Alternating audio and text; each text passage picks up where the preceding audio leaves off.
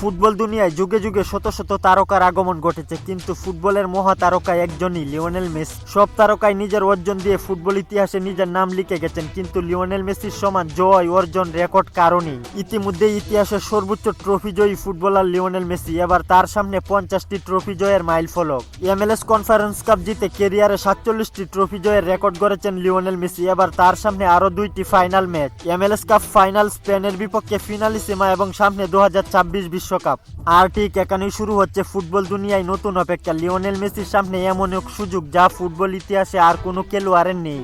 এই শিরোপাগুলো জিতে পা রাখতে পারেন অর্ধশত ট্রফির রাজার আসনে। MLS কাপ ফাইনাল, যেখানে ইন্টার মায়ামিকে নেতৃত্ব দিবেন লিওনেল মেসি। এই ম্যাচে হোয়াইট ক্যাপসকে হারিয়ে শিরোপা জিতলে লিওনেল মেসির ট্রফি সংখ্যা হবে 48টি। তারপরই অপেক্ষায় ফিনালিসিমা, ইউরোপ বনাম দক্ষিণ আমেরিকার লড়াই। স্পেনের মতো শক্তিশালী প্রতিপক্ষকে হারিয়ে আরেকটি আন্তর্জাতিক ট্রফি জয়ের সুযোগ।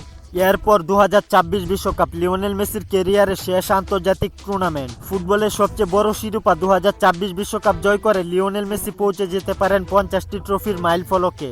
এই অর্জনটা অনেক কঠিন মনে হলেও লিওনেল মেসি সেটা অর্জন করার ক্ষমতা রাখে।